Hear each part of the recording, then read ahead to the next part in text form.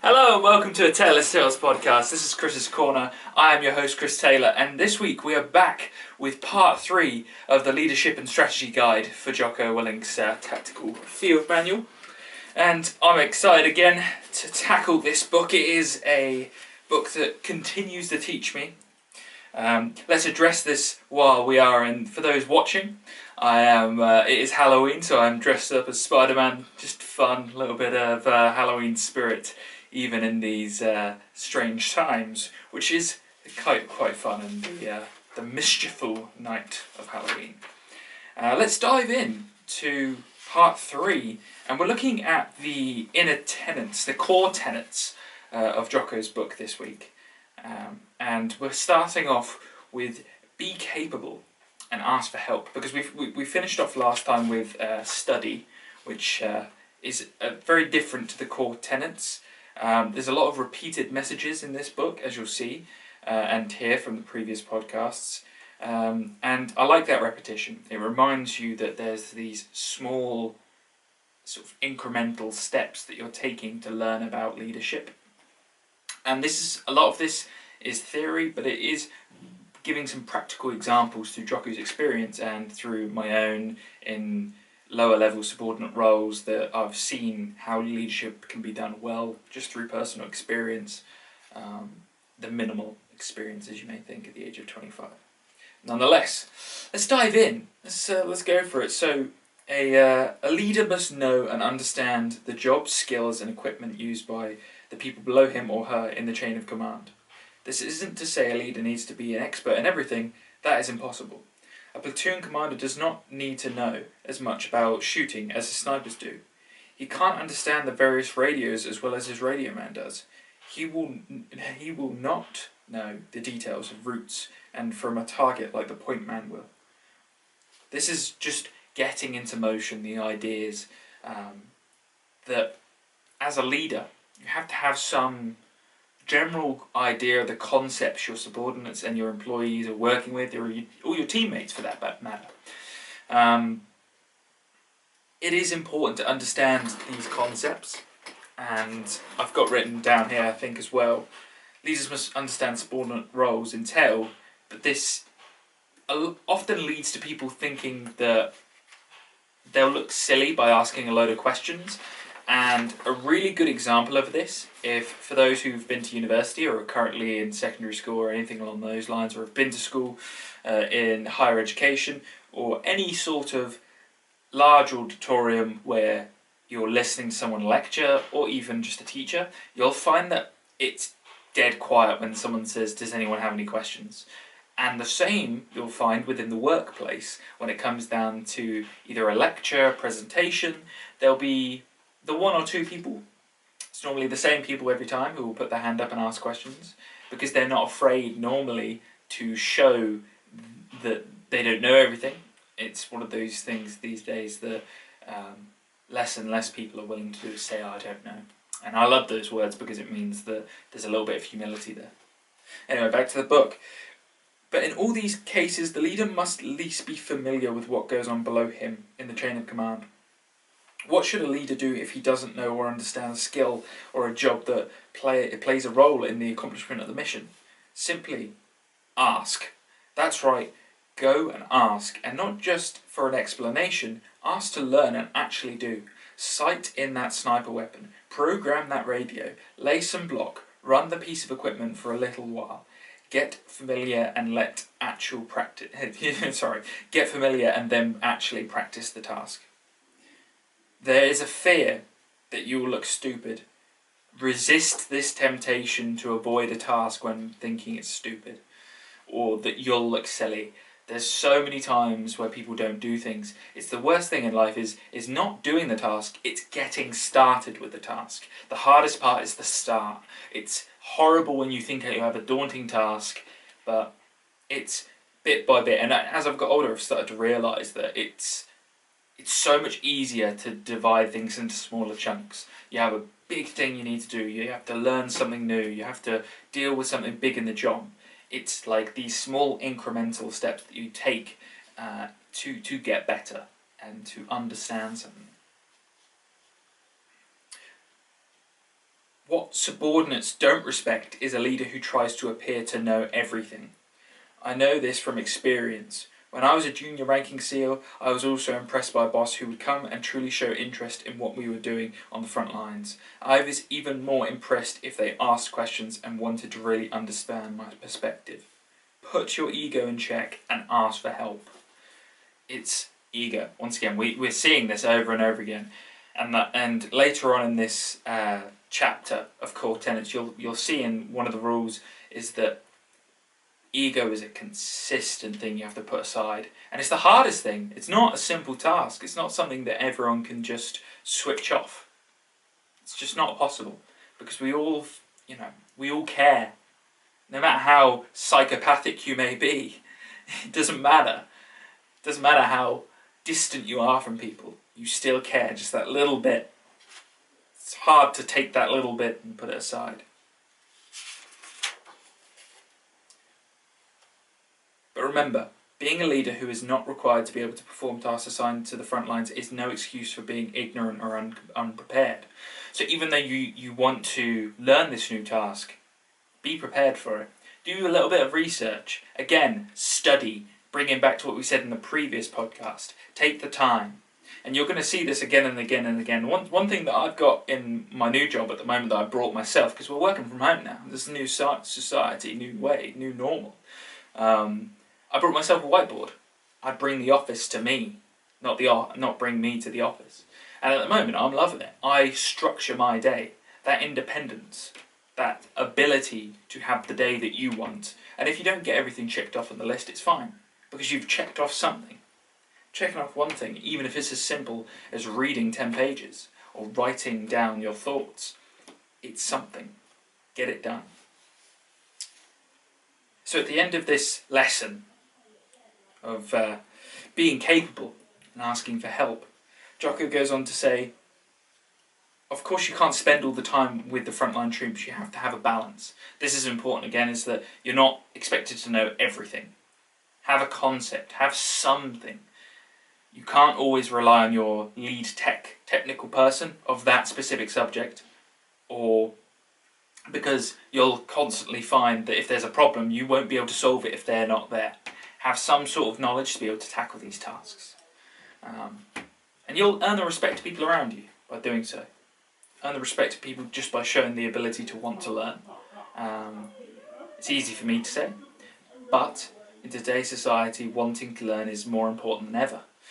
With the current scenario of life, let's enjoy it. Let's learn to love to learn. And I remember when I was in secondary school, there's a lot of people who dislike the educational system, and that's because it's a broken system from what I see, and that learning isn't the problem.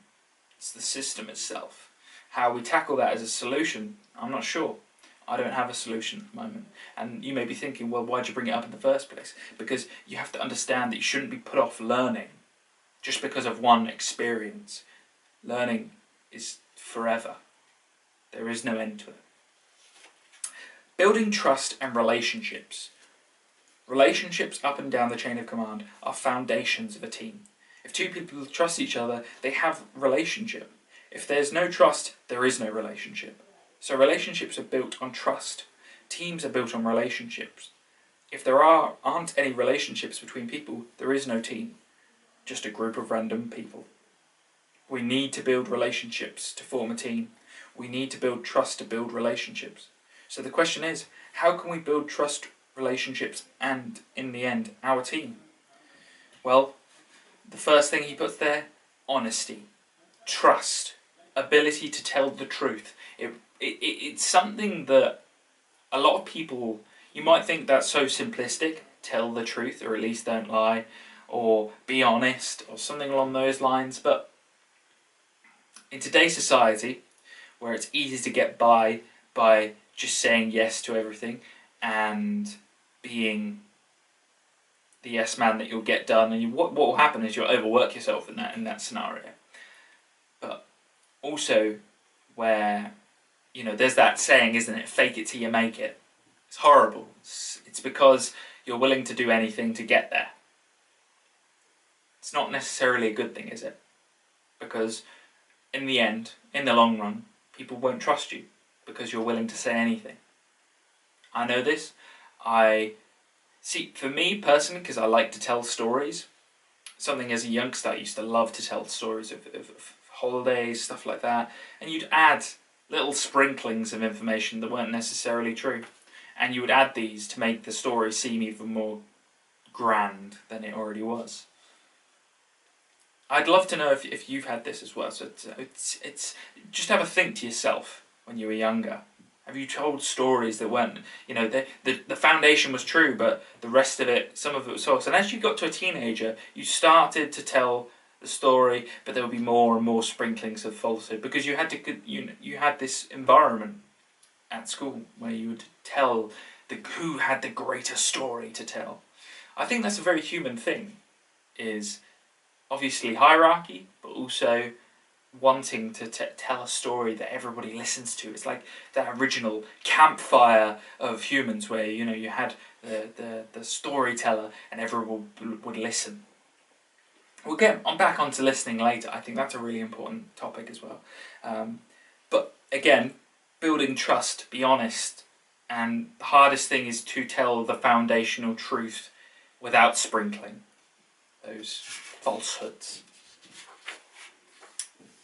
But don't just tell the truth. Give truth. Not give truth. Give trust. So if you want to get trust from your subordinates or your teammates, you have to give trust. What does this mean? Well, if I want my subordinates to trust me, I need to give them trust. So for instance, I will allow and trust them to run a mission. Again, very sort of military type term. But the meaning is that in a job, your boss will give you some sort of task to do. They will trust you to do that task independently. The ability to trust you to do it is so important. And without oversight. This right here, it says, I will allow and trust them to work through a problem without my oversight. Micromanagement is the enemy of getting stuff done.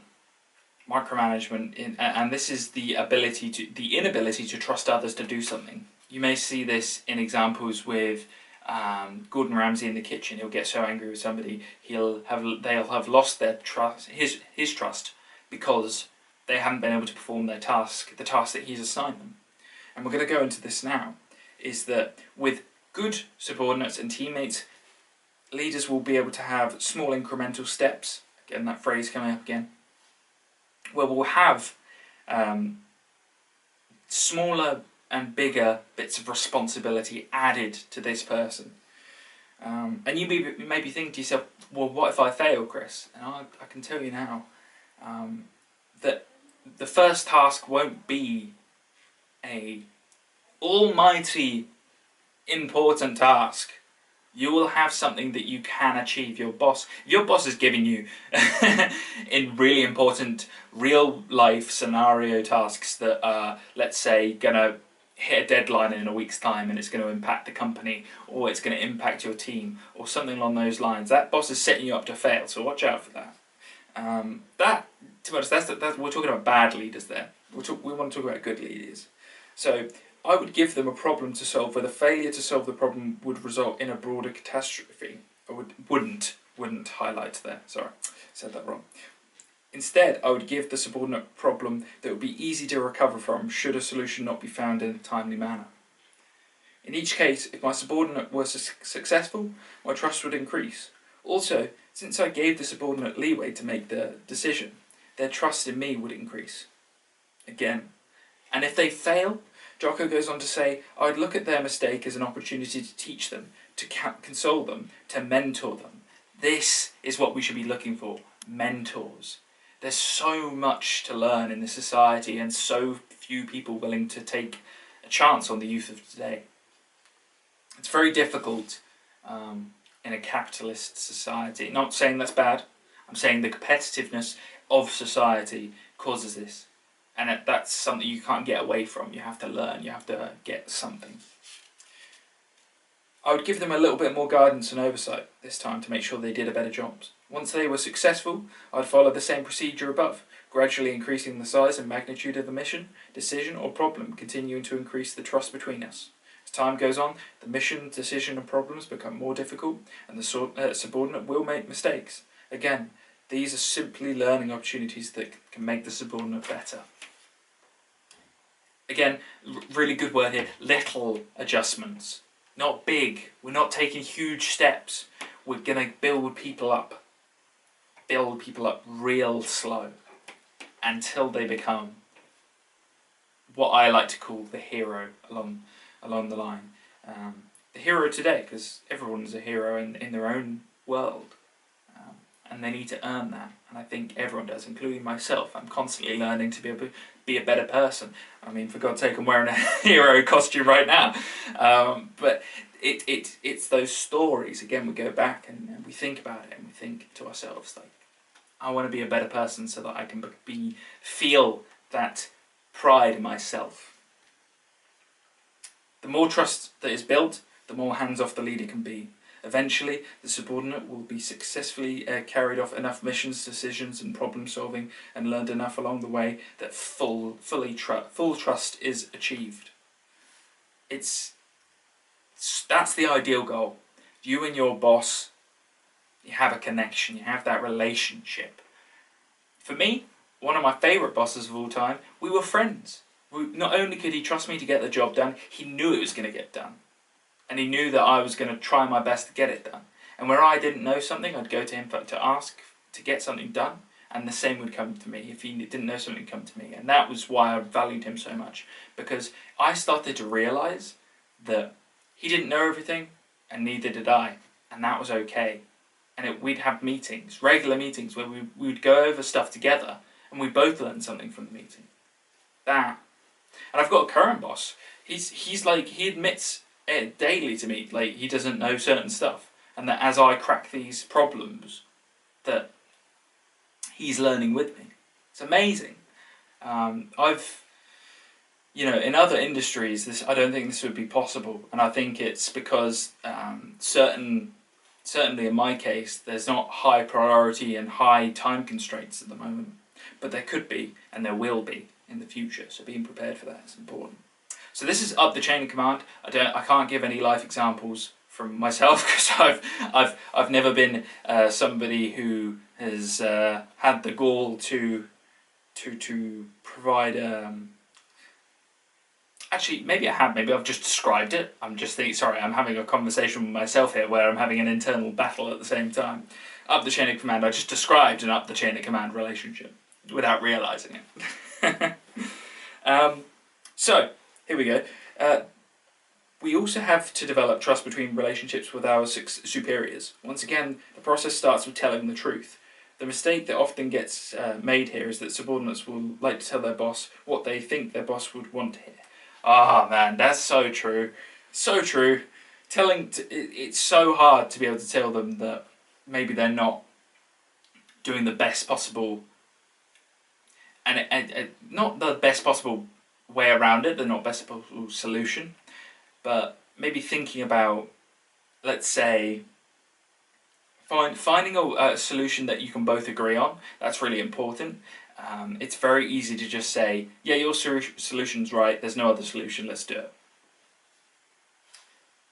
And Jock has got it written here, if you become a yes person, you just say, you don't tell them the truth, and you just continue to allow them to go down this route.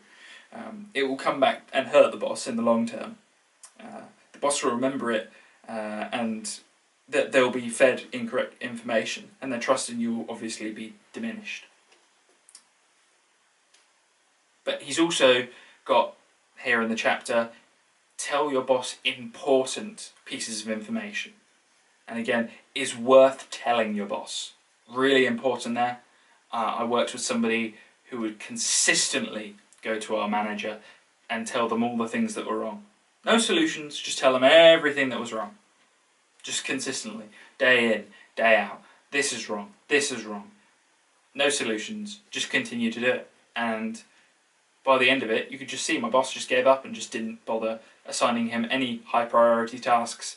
He just sort of dug his own grave. And again, what Jocko's got written down here, make sure you distinguish between telling the truth about things the boss needs to know and complaining about every little thing that goes on. All these strategies must be employed to build trust. Without trust, leadership falls apart. It's very true, and as I said there, sometimes it can impact negatively. Trust and decentralised command. We've got a nice little trust theme going on here. One of the most critical requirements for trust is the use of decentralised command. Trust must be well established because there are times when the only thing holding a team together up and down the chain of command is trust.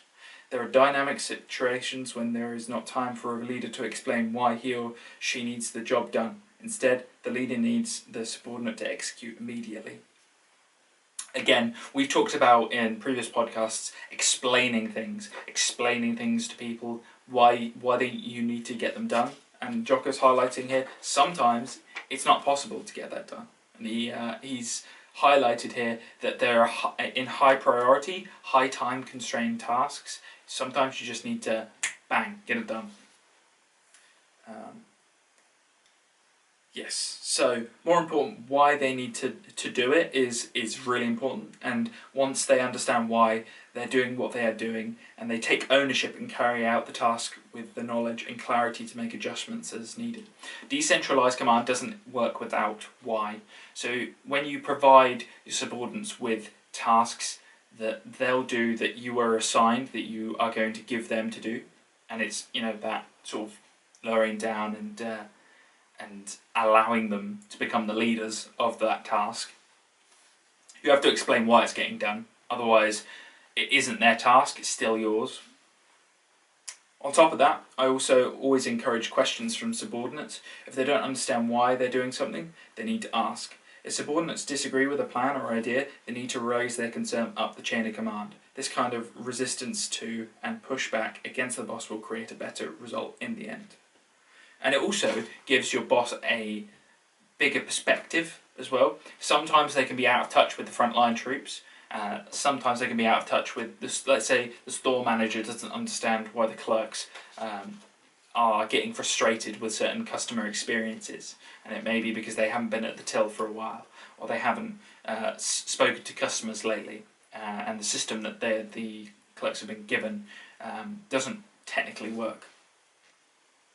Different perspectives can be seen up and down the chain of command. With open dialogue, the best possible plan can be formulated. And Jocko goes on to talk about a rather large example of that pushing up and down the chain of command with different scenarios, with a character he calls Fred. And he goes on to basically formulate that there's a scenario where he says to Fred, "You need to, I need you to do this task, and we don't have time to explain."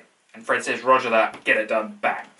There's another example where he goes on to say negative, and Fred will then feed to Jocko, "Ha, this is a better solution, let's do it this way." And it goes back and forth, and then Jocko responds with, along the lines of, execute. So he's able to execute, and we were able to execute.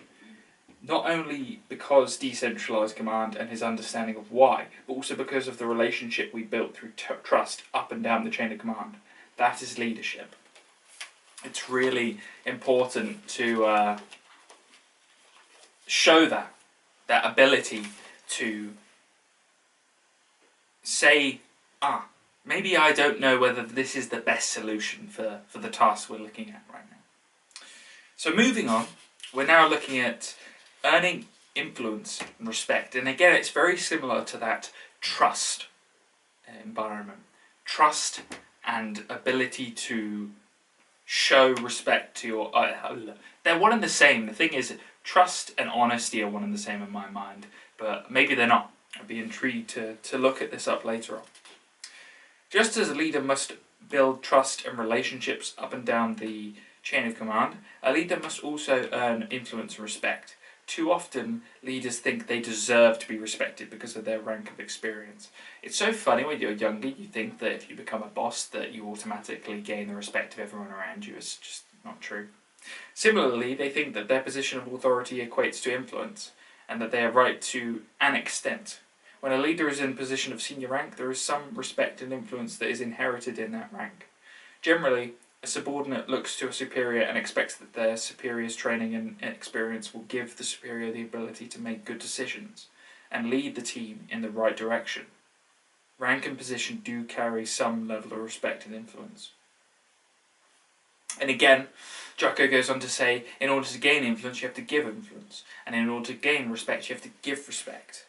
And so, when you're giving them influence, you have to, and respect, you have to actually listen to their opinion. And it says, as I said earlier, the listening part of a relationship is really important. You'll see in these podcasts, sometimes I'm dead quiet. When I'm listening to somebody, sometimes if they're saying something extremely important, you won't even hear me breathing. Because I'm locked in, I'm focused, I'm there, I'm in their speech, and I'm trying to absorb everything they're going to say. Because I'm not just trying to create a rebuttal. And that's not how it should be. It should be trying to understand what they're saying.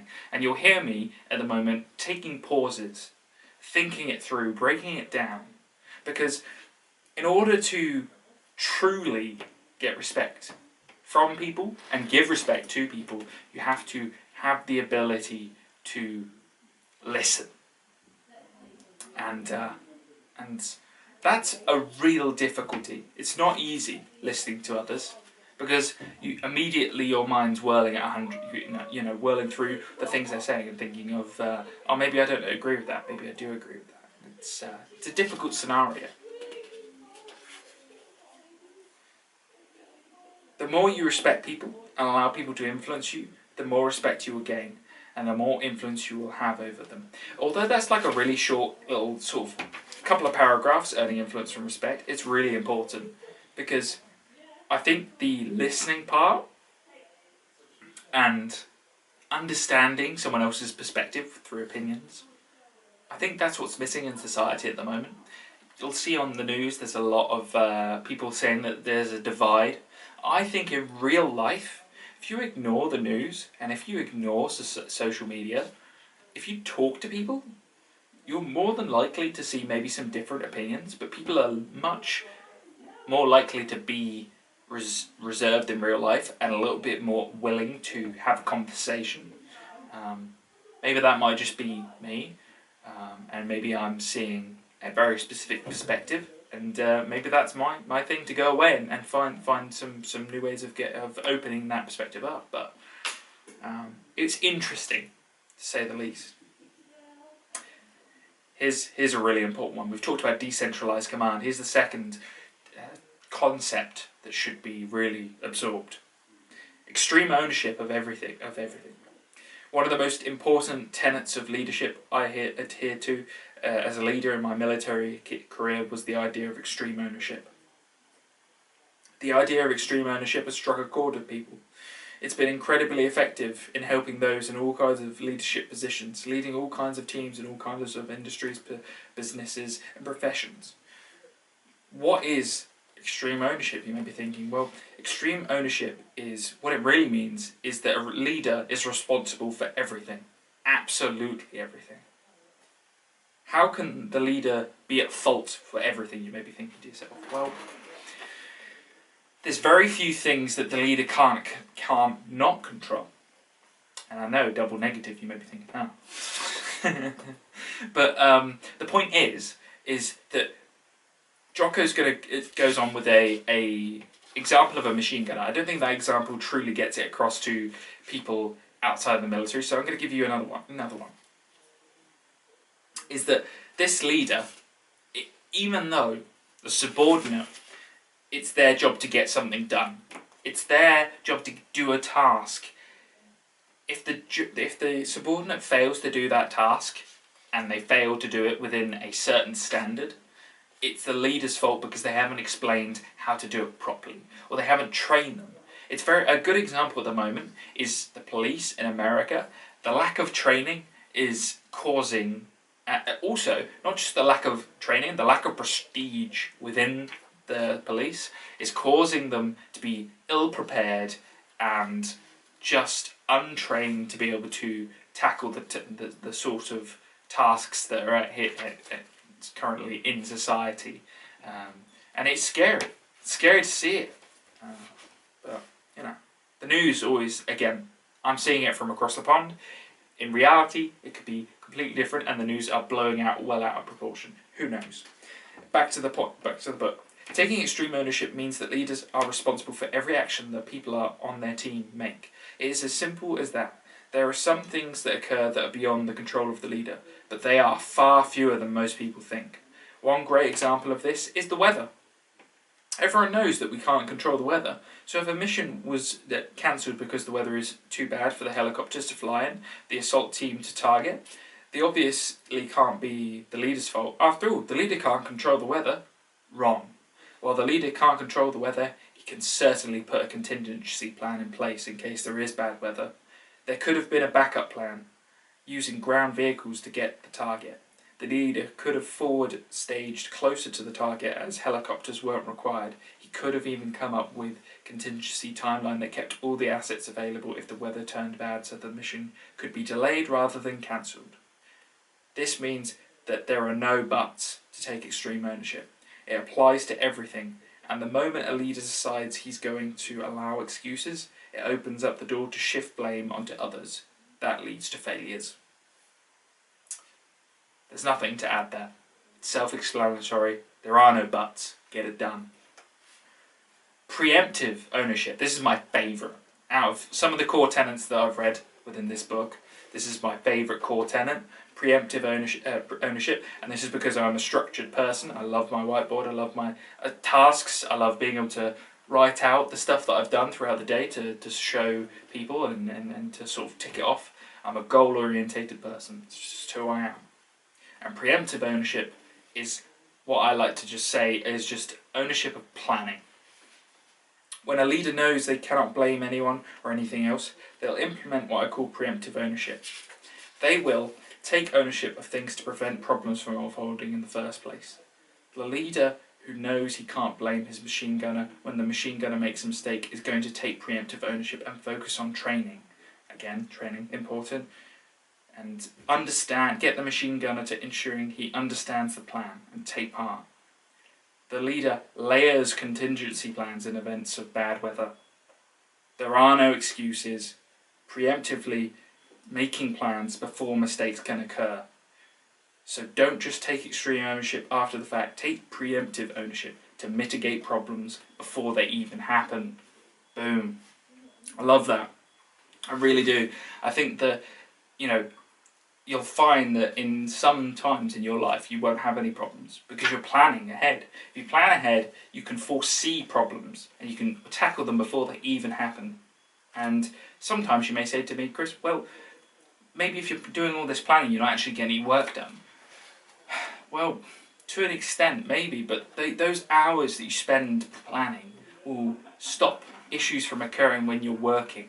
So if you have a moment where you can't figure something out within the work, and the automatic thing to do is to go to somebody higher up to help you fix that problem, if you've already thought it through and thought of a solution beforehand, you don't need to bother that superior, and therefore, show them that you don't have the ability to deal with this task that they've assigned you. I love it. Preemptive ownership. Fantastic. Taking ownership when being blamed. People often ask me, Jocko in this scenario, how do I take ownership when other people are blaming me and saying things are my fault? To me, the answer is blatantly obvious. I tell them, that's the whole point. When your team blames you, you say, yes, everything is my fault. I'm the leader and I am responsible for everything that happens, the good and the bad. And yes, this is my fault. And here is what I'm going to do to fix it. Exactly. Don't just say it's your fault, because if you just say that, they'll just be like, right, yes, it's your fault, and that offers your boss the ability to go, well, you can do anything about that? And if you just say, yes, it's my fault, well, there's no solution to that. There's no solution to the problem. And so you have to think to yourself, well, you're fired, because I'll get yes man over here to give me a solution that may not fix the problem, but he'll do the task. So then I tell them to shift immediately to proactive problem solving and explain their solution, or if they don't have a solution, say they're trying to figure one out. Because just by saying taking extreme ownership doesn't do anything. The answer, simply taking ownership, is obvious, but it can be a hard one to figure out. It is a hard thing to do, once again, because our egos. It hurts our egos. When we accept the blame and take ownership of it, some people can't get over that hurdle. But it hurts even more than someone else is pointing the finger at us, assigning us the blame for whatever the problem is. And when someone points the finger at us and blames us for the problem, what do? We get defensive. We all get defensive. You know you have a point in your head right now where you're thinking to yourself, yeah, I really got defensive that time. I made a fool out of myself by getting defensive and getting angry and showing people that I felt real pain when pointing this out. Because you know when someone gets angry, and this is something that people bully, they'll bully other people because they like to see that anger, because they know it's the truth. When somebody says something truthful, it's a lot harder to dismiss than something that is a lie.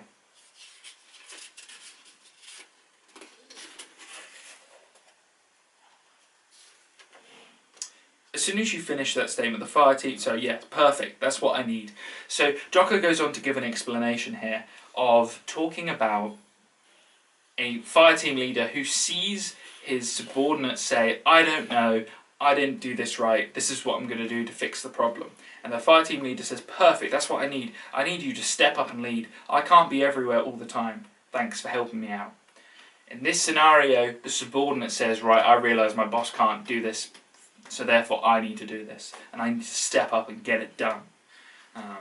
And to throw one more perspective into this, what about the fire team leader? Who does he want on his team? The rifleman who evades blame and shirks responsibility, or the one who takes ownership of mistakes, even those made by someone else in the fire team? The answer is obvious. Any leader wants people on his or her team that step up, take ownership. So be one of those people. It's real hard to not want to shirk some responsibility sometimes. And this is a fun, I love doing this podcast. I love sort of having a laugh with friends, and sometimes we can be serious. Sometimes we want to make ourselves better. And that's a serious task, and it's not easy. It's not easy to look at yourself and be like, I've got flaws and I have to tackle those flaws. And it's even harder when you have to do it in front of other people, when they're blaming you or when your boss wants you to take ownership of the problem. It's daunting. It's a task that you may think that you can't get done, but you have to try and get it done anyway. And it's scary, to say the least. Okay, so we are into a really important tenet here that I think is going to end the podcast here. It's a fantastic little tenet. It's called picking up the brass. Leaders might be above their subordinates in rank structure. They are not actually superior to those below them in the chain of command. This means leaders must respect them. It also means that there's no job too small or menial for a leader to do. In the SEAL teams, we shoot a lot of weapons on the vast, highly dynamic ranges that cover dozens of small miles of land.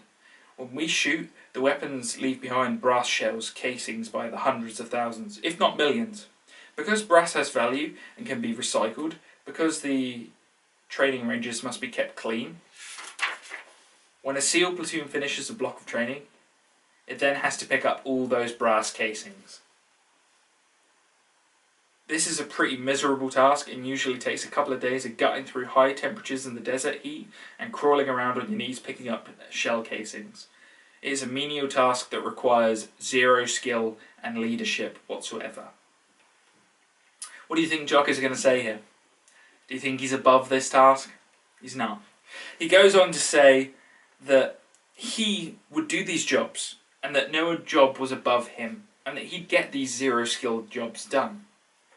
And that by doing so, he would create those relationships with his subordinates because he'd build bonds by doing these zero-skilled tasks, and he'll gain greater perspective of his team because he'd also see those who were slacking, those who weren't joining him or getting the job done within these menial tasks like everyone else, and he'd be able to identify those people Because if he said he was stepping back and didn't do these tasks, he wouldn't be able to gain that perspective, and he wouldn't identify each team member personally. He then goes on to say, good leaders will do the hard things their subordinates do every day, so they never forget to respect the job itself and the people who do the job. And also so the troops recognise the leader's willingness to shoulder some of the burden, so he or she can understand the true challenges of the job. I love that. There's nothing too below you. There's nothing. Taking out the trash, doing the dishwasher, doing the dishes, doing anything dirty, anything that is just physically, just you do it. I remember when I was a dishwasher for a while, for a medium time, I'll never forget it. It's one of those dirty tasks that you have to do, you get paid to do it, it's crap, you do it at a young age, you're in your teens and you just do it. And I remember thinking to myself, well, this isn't fun, I don't want to be doing this for a long time. But nonetheless, it taught me a lot, because it taught me that there's some sort of responsibility provided to me, even if it is to this menial task, and I get rewarded for it. And so it is truly important to take those parts of your life and remind yourself that, yeah, even though I've got better in life, I'll still do the dishes, I'll still wash up by hand, and I'll still get the job done. And as you get better, you do build up this ego, and so it becomes a lot easier, I think, for people to shatter their ego by pointing out small flaws in it. And I think that the more senior you get, that doesn't mean you stop doing these tasks. And I love this tenet in Jocko's book here, in the Leadership and Strategy Guide. And I think it's a great place to stop within the podcast. This has been a nice short one. We're going to do another few parts, because as you can see, we're only halfway through. There is a lot more to cover within this book. There are so many lessons to be learned, so much teaching to be given from this guide, from the Leadership Strategy and Tactics Field Manual. This has been a Taylor's Tales podcast. This has been Chris's Corner. I'm your host, Chris Taylor, and this has been part 4 of part 4, sorry, wow, part 4, how crazy. Leadership Strategy and Tactics Field Manual by Jocko Willink, and I really hope to see you next time. Till then, peace out and enjoy your Halloween.